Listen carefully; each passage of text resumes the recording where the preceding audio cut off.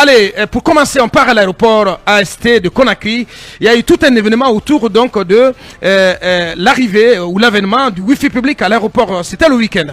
Oui, tout à fait. C'était samedi dernier. Voilà, la cérémonie a été. Et pour cette raison, les autorités de l'aéroport ont été raillées sur les réseaux sociaux. Tout à fait. La cérémonie a été largement commentée par les internautes qui s'interrogent d'ailleurs sur le bien fondé d'organiser une cérémonie grandiose autour de l'inauguration d'un Wi-Fi gratuit public à l'aéroport international de Conakry. Beaucoup se posent la question de savoir qui veut prouver que la Guinée évolue avec le Wi-Fi, puisque pour eux, c'est un non-événement dans les autres pays, même en se promenant dans la rue, on peut avoir accès à Internet gratuit, sans oublier même les grands aéroports dans lesquels, quand vous transitez, vous avez accès à Internet. Donc pour eux, dans les entités, dans les entreprises, même à Wi-Fi, même à FIM, on a Wi-Fi gratuit. Donc pour eux, c'est un non-événement, ça devait pas prendre cette allure que la cérémonie avait prise le week-end dernier.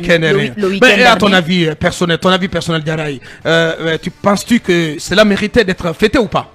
Non, pas du tout. Je pense que c'est... Si, quand même. Non, c'est quand même un petit événement. Mais écoutez... Dans le contexte guinéen, quand même. Écoutez, déjà... L'aéroport de Conakry plutôt, il n'y avait pas de Wi-Fi. Déjà, lorsque le Wi-Fi arrive, c'est un petit événement, quand même.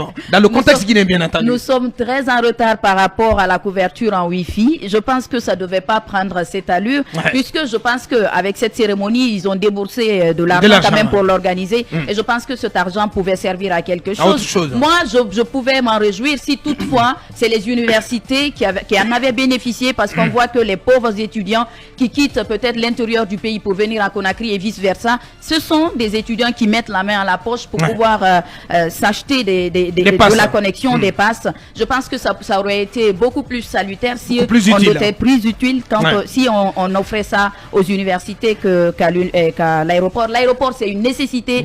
C'est un droit pour les citoyens d'avoir accès à Internet. C'est quand même une petite amélioration, en tout cas une petite révolution. Voilà, une petite révolution. Dans un aéroport, il faut saluer. Dans un aéroport des plus gros guides de la sous-région. Comment ça, des plus gros guides de l'Afrique, vous le savez, et c'est en cela qu'il faut saluer ce projet qui, dit-on, est en train d'être justement mené par le CNRD pour que l'aéroport de Conakry fasse l'objet de travaux d'extension et de modernisation. Aboubacar, j'étais là dimanche passé pour accueillir un ami. Vous savez, il y a une salle où on se positionne pour recevoir justement nos parents qui arrivent. Les ventilateurs sont en panne. Voilà, j'en viens tout à l'heure. Justement, vous avez dit vous mettez Wi-Fi, le ventilateur ne marche pas. Vous avez deux ventilateurs collés à deux piliers. C'est un peu positif, mon cher. Aboubacar, non. Vous avez des ventilateurs collés à deux piliers. Il y a un qui n'existe plus, arraché. L'autre, il faut le gifler pour qu'il tourne. Aboubacar, ce n'est pas digne d'un aéroport. Même si vous lancez n'importe quoi. Si vous lancez ce que vous voulez, installer la NASA là-bas, lorsque des petits détails comme ceux-là ne sont pas réglés, vous ne pouvez pas nous vendre un événement lié à l'inauguration du Wi-Fi. Mais ça ne veut pas dire pour autant qu'on ne peut pas y installer le Wi-Fi. Le Wi-Fi est présenté ici comme un luxe. Alors, le plus ordinaire doit être quand même dans les normes. Avant ce Wi-Fi là, vous pouvez comprendre qu'il y ait dans une salle comme ça deux ventilateurs, un n'existe plus et l'autre il faut le gifler pour qu'il tourne. Il faut qu'on arrête de jouer avec. Il faut améliorer. C'est pourquoi j'encourage le CNRD à balayer toute la ferraille qu'il y a à l'aéroport là pour son extension et sa modernisation. On nous apprend que donc c'est un projet donc qui va être mis en route à la mi-février selon nos informations et qui va durer 18 mois pour agrandir avec la Turquie. Avec la Turquie, agrandir et moderniser l'aéroport de Conakry pour en faire d'ailleurs selon nos informations l'un des plus beaux aéroports, l'un des aéroports les plus modernes de l'Afrique. Attendons de voir. Si c'est réalisé, c'est bien parce que quand on promet d'habiller l'éléphant, si vous respectez la promesse, vous aurez accompli une grande mission. Si vous ne le faites pas, ça sera un gros mensonge. Donc on attend. Le Wi-Fi, merci, parce que rappelez-vous que lors, en tout cas, des festivités ou bien de l'approche du troisième mandat, on avait lancé un projet ici qu'on appelait le projet présidentiel Wi-Fi pour tous, avec l'ancien ministre des Télécoms. Mais ce projet est parti. Quel ancien ministre? Oui, je ne sais pas, c'est Koulibaly, non?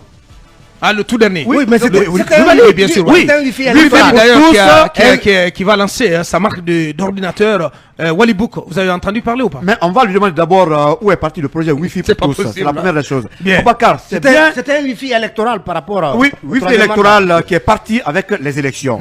C'est bien qu'on mette du Wi-Fi à l'aéroport à Bakar. Mais avant, dans tous les aéroports du monde, les bons aéroports, les salles d'attente sont climatisées. Ouri ne dira pas le contraire, même Doyen Ndian qui vient du Cameroun ne dira pas le contraire. Mais dans notre aéroport, il n'y a pas de climatisation. Il n'y a que les ventilos. Les ventilos qui ne tournent pas. Non, c'est pas une chaudière. La salle d'attente de l'aéroport, c'est pas une chaudière. C'est une fournaise. C'est une fournaise, Aboubacar. Non, mais pas du tout. Non, pas du tout. Vous avez quitté l'aéroport quand? J'y étais. Ça fait un peu longtemps. J'y étais. Quand vous venez parfois, la sueur peut vous laver. Les étrangers sont là. Sincèrement, c'est pas vrai. Sincèrement, c'est pas vrai. Non, mais c'est la réalité. C'est pas vrai. C'est l'honneur, c'est la vérité. Non. J'ai quitté il n'y a pas longtemps. Mais vous avez quitté. Ça fait une éternité que vous n'avez pas voyagé. Il y a 3-4 jours, j'étais à l'aéroport. Vous êtes toujours coulé ici. Non, pas du tout. À Conakry. Abaka, je suis le plus grand promeneur de ce studio. Toute la nuit, toute la journée, je me promène. Voilà. Je crois qu'Abakar ne te comprend pas du tout en fait. Parce que là, il confond un peu la salle de départ qui se trouve là-haut. Pour ceux qui voyagage. Là, il y a le restaurant. Justement, je parle pas de on te parle de ceux... Les salles d'attente des passagers à l'arrivée. De ceux qui viennent attendre leurs parents qui arrivent. Et donc, ils se trouvent... le meeting port. Exactement, la salle d'accueil. C'est un peu notre rôle, ça. Bien. Quand vous partez à Londres, en France, c'est qu'on vous appelle le hall là, qui est grand, vaste comme cela. Oui. Là, c'est notre hall là. C'est même pas plus grand qu'ici. Donc c'est notre rôle. Alors il fait, c'est la chaleur du désert en fait qui est là-bas. Donc je crois que vous ne vous comprenez pas. Il y a cette salle du départ là-haut. Quand vous partez, vous allez vous y installer. Il fait bien frais là, parce qu'il y a des restaurants et tout le reste. Tout à fait. Mais là en bas, la salle d'arrivée, minimum de confort. Le hall, c'est la catastrophe. Je suis d'accord avec vous. Il n'y a rien. Franchement, quand vous venez là, vous voyez mais il y a pire. En train de se ventiler. Il y a encore pire, Lincoln. Et ça me traumatise moi. Parce que la dernière fois que je suis passé par là, effectivement, c'est quand je partais en Angleterre. Et j'ai pas envie de comparer ces pays-là à la Guinée parce que c'est le jour et la nuit. Pour l'instant, j'ai pas pratiqué Blaise Diagne ou celui du Côte d'Ivoire, mais le minimum en fait, c'est quoi? C'est que ceux qui arrivent, avant même d'arriver, qu'on vous accueille dans cette salle d'attente là, déjà là où on récupère les bagages, non seulement le tapis roulant, il ne roule plus pratiquement. Mais il y a une chaleur, comme je l'ai dit, de désert là déjà là-bas. Avant que vous ne finissiez de récupérer, ça c'est vérifiable. Avant que vous ne finissiez de récupérer vos bagages, mais vous êtes trempé de chaleur. Mais le fait est que les VIP qui sont donc nos autorités, le président, les ministres, les directeurs généraux, ne passent pas par là. Donc eux, ils viennent directement, ils passent par les salles VIP qui sont climatisées. Ils ne sentent pas la misère qu'il y a dans la salle de récupération des bagages et tout le reste.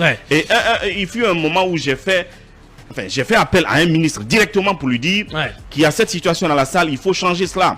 Parce que nos compatriotes qui arrivent et les étrangers qui arrivent sont déçus quand ils sentent cette chaleur. C'est vrai qu'on est dans un pays tropical et tout le reste, mais ce n'est pas le genre d'accueil dont les étrangers ou les investisseurs ont besoin. Merci. Ils ne sont pas forcément Merci Mamadou.